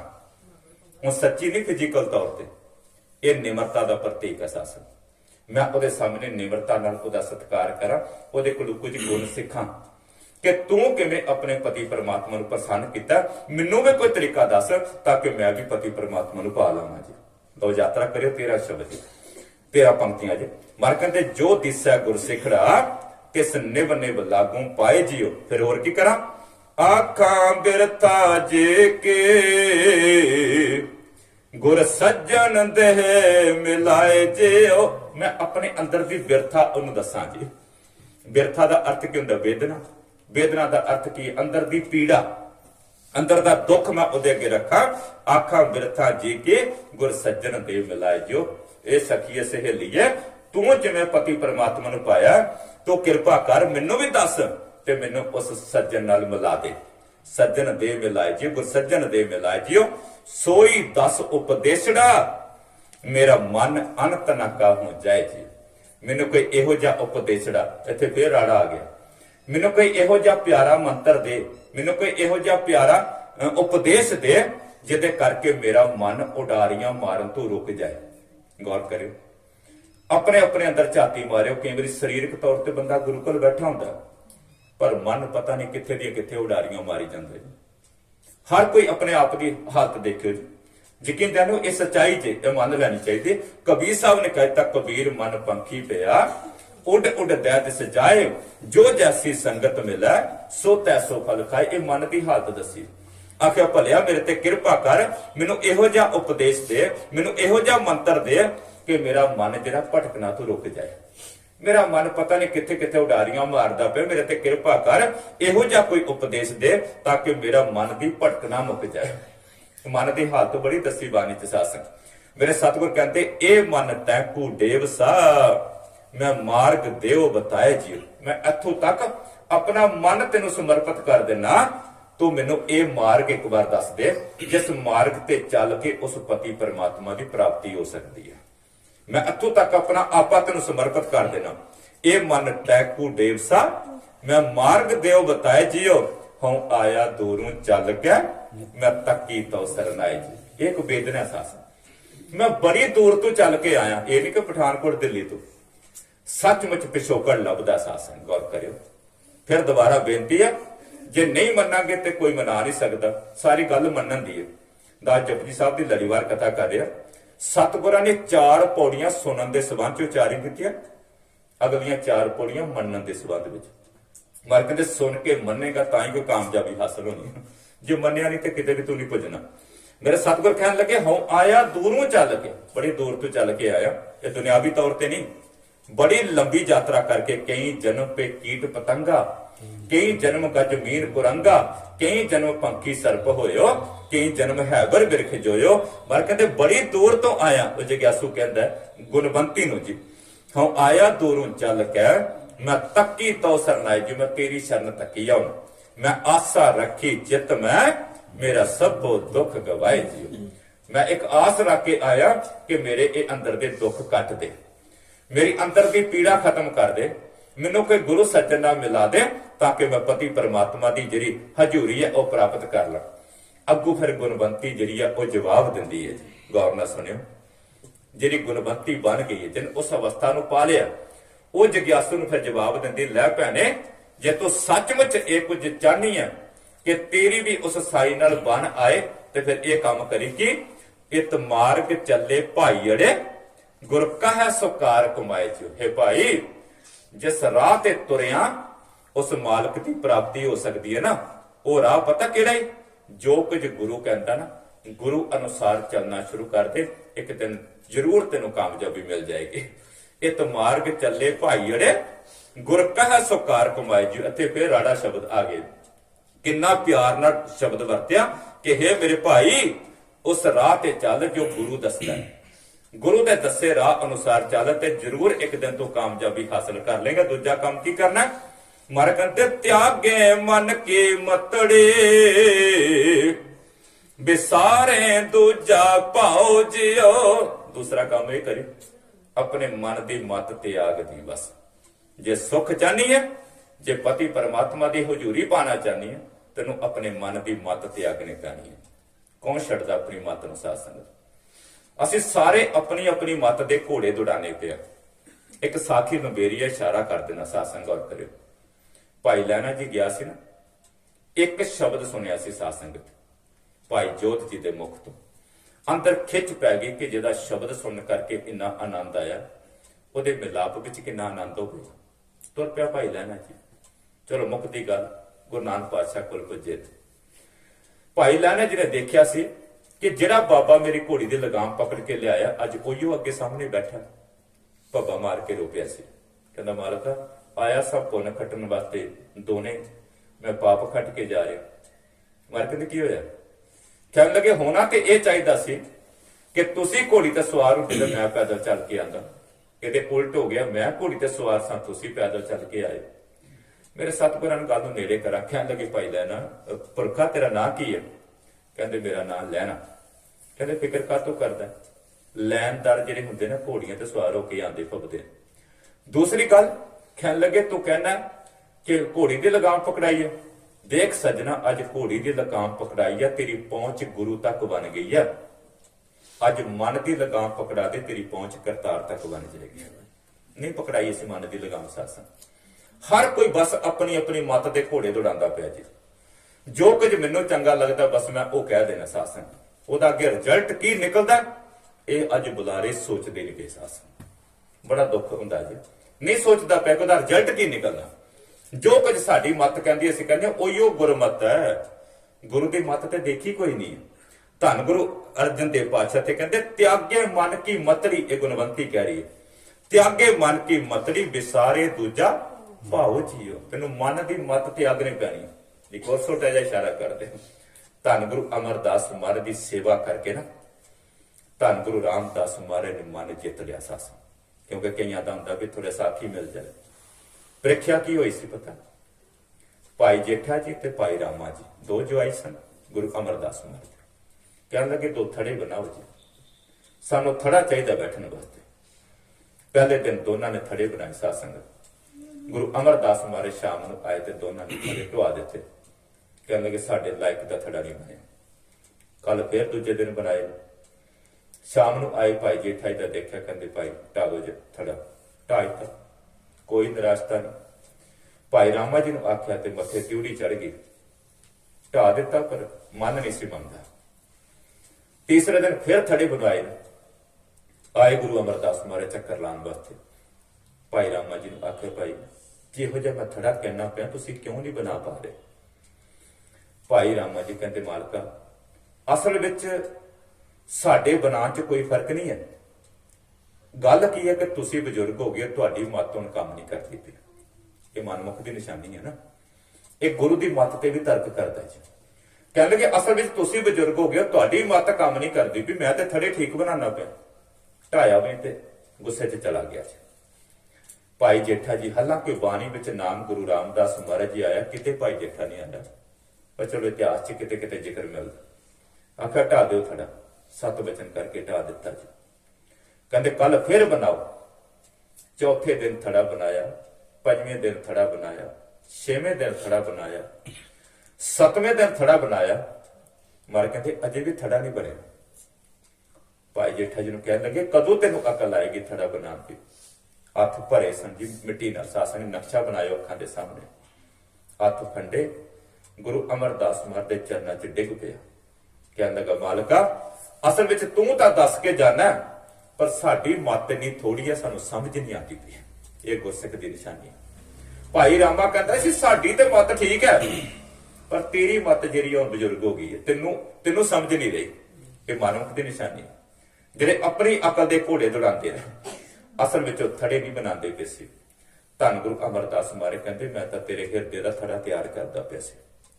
ਜੋਤ 오ਹਾ ਜੁਗਤ ਸਾਏ ਸਕਾਇਆ ਫੇਰ ਪਲਟੀ ਹੈ। ਮੈਂ ਤਾਂ ਉਹ ਥੜਾ ਤਿਆਰ ਕਰਦਾ ਪਿਆ ਸਾਂ। ਇਹ ਬਾਹਰ ਮੁਖੀ ਤੇ ਇੱਕ ਪ੍ਰੀਖਿਆ ਸੀ। ਆਉਣ ਵਾਲੀਆਂ 7 ਪਾਤਸ਼ਾਹੀਆਂ ਵਾਸਤੇ ਤੂੰ ਥੜੇ ਅੱਜ ਹੀ ਤਿਆਰ ਕਰ ਦਿੱਤੇ, ਜਿਨ੍ਹਾਂ ਨੇ ਆਪਣੀ ਮੱਤ ਦਾ ਤਿਆਗ ਕਰ ਦਿੱਤਾ ਸਾਸ। ਮਰ ਕਹਿੰਦੇ ਤਿਆਗੇ ਮਨ ਕੀ ਮਤੜੀ ਵਿਸਾਰੇ ਦੂਜਾ ਭਾਉ ਜਿਓ। ਇਉਂ ਪਾਵੇ ਹਰ ਦਰਸਾਵੜਾ ਨਾ ਲੱਗਾ ਤਤੀ ਵਾਉ ਜਿਓ। ਮਰ ਕਹਿੰਦੇ ਇਸ ਤਰੀਕੇ ਨਾਲ ਉਸ ਮਾਲਕ ਦਾ ਦਰ ਮਿਲ ਨਹੀਂ ਤੇ ਤੇਰੇ ਜੀਵਨ 'ਚ ਕਦੇ ਕਿਸੇ ਪ੍ਰਕਾਰ ਦਾ ਦੁੱਖ ਨਹੀਂ ਰਹੇਗਾ। ਅੱਗੇ ਦੇਖਿਓ ਬਚਨ ਸਾਸ। ਸਤਿਗੁਰਾਂ ਨੇ ਸਮਰਪਿਤ ਹੋਣ ਦੀ ਜਾਚ ਸਿਖਾਈ। ਦੇਖੋ ਬੇਸ਼ੱਕ ਗੁਣਵੰਤੀ ਨੇ ਦੱਸਿਆ ਨਾ ਕਿ ਇਸ ਤਰ੍ਹਾਂ ਕਰ ਤੈਨੂੰ ਕਾਮਯਾਬੀ ਮਿਲ ਜਾਏਗੀ, ਪਰ ਕਿਤੇ ਵੀ ਨਾਮ ਨਹੀਂ ਆਣ ਦਿੱਤਾ। ਜਿਹੜਾ ਮੈਂ ਪਹਿਲਾਂ ਇਸ਼ਾਰਾ ਕਰ ਦਿੱਤਾ ਸੀ, ਕਿਤੇ ਆਪਣਾ ਨਾਂ ਨਹੀਂ ਆਣ ਦਿੱਤਾ। ਪਤਾ ਕੀ ਆਖਿਆ? ਕਹਿਣ ਲੱਗਾ ਬੇਸ਼ੱਕ ਤੈਨੂੰ ਮੈਂ ਕੁਝ ਦੱਸਿਆ, ਪਰ ਇਹ ਮੇਰੀ ਮੱਤ ਨਹੀਂ ਹੈ। ਮਰ ਕਹਿੰਦੇ ਹਉ ਆਪੋਂ ਬੋਲ ਨਾ ਜਾਣਦਾ, ਮੈਂ ਕਹਿਆ ਸਭ ਹੁਕਮ ਆਓ ਜੀ। ਮੈਂ ਕਹਿੰਦਾ ਸਾਰੇ ਝਗੜੇ ਖਤਮ ਹੋ ਜਾਣ ਸਾਧ ਸੰਗਤ। ਕਿਤੇ ਇਹ ਫਾਰਮੂਲਾ ਸਾਨੂੰ ਸਮਝ ਆ ਜਾਏ। ਕਥਾ ਕਰਨ ਵਾਲਾ, ਵਿਚਾਰ ਕਰਨ ਵਾਲਾ ਲਾਸਟ ਵਿੱਚ ਇਹ ਗੱਲ ਕਹਿ ਦੇ ਕਿ ਇਹ ਜੋ ਕੁਝ ਆਖ ਰਿਹਾ ਮੈਂ ਨਹੀਂ ਆਖ ਰਿਹਾ, ਮੇਰਾ ਗੁਰੂ ਆਖਦਾ ਪਿਆ। ਸਾਰੇ ਝਗੜੇ ਖਤਮ ਹੋ ਜਾਣ ਸਾਧ ਸੰਗਤ। ਸਮਾਜ 'ਚ ਪਿਆਰ ਹੀ ਪਿਆਰ ਫੈਲ ਜਾਏ ਜੀ, ਜਿਸ ਦਿਨ ਆਪਣੀ ਮੱਤ ਦਾ ਤਿਆਗ ਕਰ ਦਿਆਂਗੇ। ਦੇਖੋ ਗੁਣਵੰਤੀ ਨੇ ਦੱਸਿਆ ਇਤਨੀ ਵੱਡੀ ਕਾਮਯਾਬੀ ਪਾ ਕੇ ਸਿੱਖਿਆ ਦਿੰਦੀ ਪਈ ਹੈ, ਤੇ ਸਿੱਖਿਆ ਦੇ ਕੇ ਬਾਅਦ ਵਿੱਚ ਆਪਣੇ ਮੱਥੇ ਤੇ ਸ਼ੇਰਾ ਨਹੀਂ ਬੰਨਿਆ। ਆਖਿਆ ਜੋ ਕੁਝ ਦੱਸਿਆ ਭਰਾਵਾ ਇਹ ਮੇਰੇ ਗੁਰੂ ਨੇ ਮੈਨੂੰ ਦੱਸਿਆ। ਇਹ ਗੁਰੂ ਦਾ ਉਪਦੇਸ਼ ਮੈਂ ਤੈਨੂੰ ਦੱਸ ਰਹੀ ਹਾਂ। ਦੇਖੋ ਇਹ ਹੈ ਨਿਮਰਤਾ ਸਾਸ। ਮਰ ਕਹਿੰਦੇ ਹਉ ਆਪੋ ਬੋਲ ਨਾ ਜਾਣਦਾ, ਮੈਂ ਕਹਿਆ ਸਭ ਹੁਕਮ ਆਓ ਜੀਓ। ਹਰ ਭਗਤ ਖਜ਼ਾਨਾ ਬਖਸ਼ਿਆ, ਗੁਰੂ ਨਾਨਕ ਕੀਆ ਬਸਾਓ ਜੀਓ। ਇਹ ਸੱਚਮੁੱਚ ਮੇਰੇ ਗੁਰੂ ਨਾਨਕ ਨੇ ਏਡਾ ਵੱਡਾ ਸਾਨੂੰ ਖਜ਼ਾਨਾ ਬਖਸ਼ਿਆ। ਇਹ ਮਿਹਰ ਕਰਕੇ ਖਜ਼ਾਨਾ ਬਖਸ਼ਿਆ। ਮੈਂ ਬੌੜ ਨਾ ਤ੍ਰਿਸ਼ਨਾ ਭੁਖੜੀ, ਹਉ ਰੱਜਾ ਤ੍ਰਿਪਤ ਅਕਾਏ ਜੀਓ। ਜੋ ਗੁਰ ਦਿਸੈ ਸਿਖੜਾ, ਤਿਸ ਨਿਭ ਨਿਭ ਲਾਗੀ ਪਾਏ ਜੀਓ। ਇਹ ਗੁਣਵੰਤੀ ਦੇ ਲੱਛਣ ਸਾਧ ਸੰਗਤ, ਜਿਨ੍ਹਾਂ ਨੂੰ ਜੀਵਨ 'ਚ ਕਾਮਯਾਬੀ ਮਿਲ ਜਾਂਦੀ ਹੈ, ਫਿਰ ਜਗਿਆਸੂ ਆ ਕੇ ਬੇਨਤੀ ਕਰਦਾ ਤੇ ਗੁਣਵੰਤੀ ਅਗੂ ਦੱਸਦੀ ਹੈ ਕਿ ਕਿਵੇਂ ਉਸ ਸਾਈਂ ਦੇ ਨਾਲ ਮਿਲਾਪ ਹੋਣਾ ਸਾਧ ਸੰਗਤ। ਇਹ ਸਾਰੇ ਤਿੰਨੇ ਸ਼ਬਦਾਂ ਦੇ ਕੇਵਲ ਹਾਲਾਂਕਿ ਤੁਸੀਂ ਮਹਿਸੂਸ ਕੀਤਾ ਹੋਵੇਗਾ ਬਹੁਤ ਲੰਬੀ ਵਿਚਾਰ ਸੀ ਸਾਥ। ਇਹ 3 ਸ਼ਬਦ ਦੁਬਾਰਾ ਬੇਨਤੀ ਕਰਦੇ ਹਾਂ। ਇਹ 3 ਦਿਨਾਂ ਦੇ ਦੀਵਾਨ ਵਿੱਚ ਇਹ ਹਾਜ਼ਰੀ ਭਰੋ ਸਕਦੀ ਸੀ ਤੇ ਮੈਂ ਵੀ ਬੀਜੀ ਸੀ। ਜਦੋਂ ਦੁਪਹਿਰ ਨੂੰ ਮੈਂ ਫੋਨ ਕੀਤਾ ਕਿ ਰਾਮਗੜ੍ਹ ਤੋਂ ਅੱਗੇ ਸਾਧ ਸੰਗਤ ਤੋਂ ਗੁਰਪੁਰਬ ਤੇ ਬੁਲਾਉਂਦੇ ਨੇ ਹਰ ਸਾਲ, ਪਰ ਟਾਈਮ ਵੀ ਸਬਰ ਦਿੱਤਾ ਦੇ ਦਿੰਦੇ ਨੇ। ਉਹ 2 ਘੰਟੇ ਟਾਈਮ ਦਿੰਦੇ ਨੇ ਜੀ। ਯਕੀਨ ਜਾਣੋ ਪੂਰੀ ਅਖੰਡ ਪਾਠ ਸਾਹਿਬ ਦੀ ਡਿਊਟੀ ਲਵਾਉਂਦੇ ਰਹੋ। 2 ਤੋਂ ਵੀ ਕਈ ਵਾਰੀ 2.5 ਘੰਟੇ ਹੋ ਜਾਂਦੇ। ਅੱਜ 10:30 ਤੋਂ 12:30 ਸੀ ਗੁਰੂ ਗੋਬਿੰਦ ਸਿੰਘ ਮਹਾਰਾਜ ਦਾ ਗੁਰਪੁਰਬ ਸੀ ਮਨਾ ਰਹੇ ਤੇ ਯਕੀਨ ਜਾਣੋ ਇੱਕ ਵੱਖਰਾ ਆਨੰਦ। ਫਿਰ ਪਤਾ ਕਿ ਫ੍ਰੀ ਸਟਾਈਲ ਚ ਬੰਦਾ ਬੋਲਦਾ ਕਿ ਸੱਚਮੁੱਚ ਹੁਣ ਖੁੱਲਾ ਟਾਈਮ ਹੈ ਤੇ ਆਪਾਂ ਗੁਰੂ ਦੀਆਂ ਰੱਜ ਕੇ ਬਾਤਾਂ ਕਰੀਏ। ਸੋ ਇਹ ਅੱਜ ਦਾ ਵਿਸ਼ਾ ਸੀ, ਕੁਚੱਜੀ, ਸੁਚੱਜੀ ਅਤੇ ਗੁਣਵੰਤੀ। ਇਹ ਕਿਸੇ ਵੱਲ ਨਹੀਂ ਗੁਰੂ ਪਾਤਸ਼ਾਹ ਨੇ ਇਸ਼ਾਰਾ ਕੀਤਾ, ਜਿਹੜੀ ਸੰਗਤ ਬਾਤ ਚਾਹੀਏ। ਅਸਲ ਵਿੱਚ ਧਰਮ ਦੀ ਯਾਤਰਾ ਸ਼ੁਰੂ ਹੀ ਆਪਣੇ ਆਪ ਤੋਂ ਹੁੰਦੀ। ਬਾਬਾ ਫਰੀਦ ਜੀ ਕਹਿੰਦੇ, ਫਰੀਦਾ ਜੇ ਤੂੰ ਅਕਲ ਲਤੀਫ ਕਾਲੇ ਲਿਖਣਾ ਲਿਖ ਤੇ ਕਰਕੇ ਆਪ ਨੜੇ ਗਰੀਬਾਨ ਮੇ ਸਿਰ ਨੀਵਾ ਕਰ ਦੇਵ। ਇਹ ਧਰਮ ਤੇ ਚੱਲਣ ਵਾਲੇ ਦੀ ਸ਼ੁਰੂਆਤ ਹੈ। ਉਹ ਦੂਸਰੇ ਦੇ ਔਗਣ ਦੇਖਣੇ ਬੰਦ ਕਰ ਦਿੰਦਾ। ਉਹ ਪਹਿਲਾਂ ਆਪਣੇ ਅੰਦਰ ਝਾਤੀ ਮਾਰਦਾ ਕਿ ਮੇਰੇ ਅੰਦਰ ਕਿੰਨੇ ਔਗਣ ਨੇ। ਉਹਦੀਆਂ ਅੱਖਾਂ ਨਹੀਂ ਸੁੱਕਦੀਆਂ ਸਾਸਰ ਜਦੋਂ ਮਨੁੱਖ ਅੰਦਰ ਝਾਤੀ ਮਾਰੇਗਾ। ਪਰ ਕਦੋਂ? ਜਦੋਂ ਗੁਰੂ ਦੇ ਲਾਗੇ ਆਏਗਾ। ਜਿੰਨਾ ਗੁਰੂ ਤੋਂ ਦੂਰੀ ਬਣਾ ਕੇ ਰੱਖੇਗਾ ਉਨਾ ਬੰਦਾ ਆਖੇਗਾ ਮੈਂ ਬੜਾ ਚੰਗਾ। ਜਿੰਨਾ ਗੁਰੂ ਦੇ ਲਾਗੇ ਆਏਗਾ ਨਾ ਕਹੇਗਾ ਮੇਰੇ ਤੋਂ ਮਾੜਾ ਕੋਈ ਹੈ ਨਹੀਂ। ਜੇਤਾ ਸਮੁੰਦ ਸਾਗਰ ਨੀਰ ਭਰਿਆ ਤੇਤੇ ਔਗਣ ਹਮਾਰੇ। ਦਇਆ ਕਰੋ ਕਿਛ ਮਿਹਰ ਉਪਾਵੋ ਡੁੱਬਦੇ ਪੱਥਰ ਤਾਰੇ। ਜਿਹੜਾ ਅਗਨ ਬਰਾਬਰ ਤਪੈ ਭੀਤਰ ਵਗਿਆ ਕਾਤੀ। ਪ੍ਰਨਵਤ ਨਾਨਕ ਹੁਕਮ ਪਛਾਨੈ ਸੁਖ ਹੋਵੇ ਦਿਨ ਰਾਤੀ। ਕੋਟਾਨ ਕੋਟ ਸ਼ੁਕਰ ਹੈ ਜੀ ਧੰਨ ਧੰਨ ਸਾਹਿਬ ਸ੍ਰੀ ਗੁਰੂ ਗ੍ਰੰਥ ਸਾਹਿਬ ਮਹਾਰਾਜ ਦਾ। ਆਪ ਜੀ ਸਮੂਹ ਸੰਤਾਂ ਦਾ ਜਿਨ੍ਹਾਂ ਨੇ ਬੜੇ ਪਿਆਰ ਸਤਿਕਾਰ ਨਾਲ ਗੁਰੂ ਦੀਆਂ ਬਾਤਾਂ ਸਰਵਣ ਕੀਤੀਆਂ। ਵੀਰ ਹਰਬੰਸ ਸਿੰਘ ਜੀ ਅਤੇ ਮੈਂ ਬੀਬੀ ਨਰਿੰਦਰ ਕੌਰ ਸ਼ਬਦ ਵਰਤ ਰਿਹਾ। ਹੈ ਤਾਂ ਮੇਰੀ ਭਤੀਜੀ ਹੈ ਨਾ, ਪਰ ਇੱਕ ਗੁਰਮਤ ਅਨੁਸਾਰ ਆਪਾਂ ਸ਼ਬਦ ਇੱਕ ਵਰਤਣਾ ਹੁੰਦਾ ਨਾ, ਜਿਹੜਾ ਕਿ ਦੀਵਾਨ ਵਿੱਚ ਸ਼ਬਦ ਵਰਤਿਆ ਜਾਣਾ। ਜਦੋਂ ਸਟੇਜ ਤੋਂ ਉਤਰਾਂਗੇ ਫਿਰ ਤਾਂ ਧੀ ਹੈ ਨਾ, ਲੇਕਿਨ ਸਟੇਜ ਤੋਂ ਕਿ ਸ਼ਬਦ ਵਰਤਣ ਵਾਸਤੇ ਸ਼ਬਦ ਵਰਤਣਾ ਪੈਂਦਾ। ਇਸ ਕਰਕੇ ਬਹੁਤ ਮੁਬਾਰਕ ਦਾ ਪਾਤਰ ਹੈ ਪਰਿਵਾਰ ਸਾਧ ਸੰਗਤ। ਮੈਂ ਕਹਿੰਦਾ ਲੱਖਾਂ ਵਿੱਚੋਂ ਕੋਈ ਐਸਾ ਇੱਕ ਪਰਿਵਾਰ ਹੋਵੇਗਾ, ਲੱਖਾਂ ਕੇ ਜੇ ਕਰੋੜਾਂ ਸ਼ਬਦ ਵਰਤ ਲਈਏ ਤੇ ਉਹ ਵੀ ਕੋਈ ਅਤ ਕਥਨੀ ਨਹੀਂ ਹੋਵੇਗੀ। ਅੱਜ ਕੱਲ ਯੁੱਗ ਦੀਆਂ ਇਹੋ ਜਿਹੀ ਹਨੇਰੀ ਚੱਲਦੀ ਪਈ ਆ। ਬਸ ਲੋਕ ਫੈਸ਼ਨ ਪਿੱਛੇ ਦੌੜਦੇ ਪਏ ਨੇ, ਜੇ ਦਿਖਾਵੇ ਪਿੱਛੇ ਦੌੜਦੇ ਪਏ ਨੇ। ਤਾਂ ਇਹ ਕੱਲ ਜਿਹੜਾ ਵੀਰ ਜੀ ਨੂੰ ਤੁਸੀਂ ਵਿਸ਼ਾ ਦਿੱਤਾ, ਯਕੀਨ ਜਾਣਿਓ ਆਨੰਦ ਕਾਰਜ ਬਨਾਮ ਟੈਨਸ਼ਨ। ਗੁਰੂ ਨੇ ਤਾਂ ਆਨੰਦ ਕਾਰਜ ਦਿੱਤਾ, ਅਸੀਂ ਟੈਨਸ਼ਨਾਂ ਅਸੀਂ ਬਣਾਈਆਂ। ਗੁਰੂ ਨੇ ਥੋੜੀ ਟੈਨਸ਼ਨਾਂ ਬਣਾਈਆਂ। ਟੈਨਸ਼ਨਾਂ ਅਸੀਂ ਖੁਦ ਇਹ ਰੋਗ ਸੇੜੇ ਨੇ, ਇਹ ਦੁੱਖ ਆਪ ਅਸੀਂ ਸੇੜੇ ਨੇ, ਕਿਸੇ ਹੋਰ ਨੇ ਨਹੀਂ ਦੁੱਖ ਸਾਨੂੰ ਦਿੱਤੇ। ਇਹ ਦੁੱਖ ਅਸੀਂ ਆਪ ਪਾਏ ਨੇ ਕਿਉਂਕਿ ਅਸੀਂ ਮਰਿਆਦਾ ਤੋਂ ਬਾਹਰ ਹੋ ਗਏ ਸਾਸੋ। ਮੈਂ ਇਸ਼ਾਰਾ ਕੀਤਾ ਸੀ ਨਾ, ਮੈਂ ਕੇਵਲ ਅੱਜ ਇਸ਼ਾਰੇ ਕਰ ਸਕਿਆ, ਮੈਨੂੰ ਮਾਫ ਕਰਿਓ। ਬੜੇ ਸ਼ਬਦ ਮੇਰੇ ਸਾਹਮਣੇ ਆਂਦੇ ਪਏ ਸੀ। ਮਹਾਰਾਜ ਨੇ ਕਿਤੇ ਨਹੀਂ ਆਖਿਆ ਕਿ ਤੂੰ ਖਾ ਨਾ, ਕਿਤੇ ਨਹੀਂ ਆਖਿਆ ਤੂੰ ਬੋਲ ਨਾ, ਕਿਤੇ ਨਹੀਂ ਆਖਿਆ ਤੂੰ ਚੰਗਾ ਕੱਪੜਾ ਨਾ ਪਹਿਨ, ਤੂੰ ਵਧੀਆ ਤੋਂ ਵਧੀਆ ਕੱਪੜਾ ਪਾ, ਵਧੀਆ ਤੋਂ ਵਧੀਆ ਖਾ, ਪਰ ਮਰਿਆਦਾ ਵਿੱਚ ਰਹਿ ਕੇ।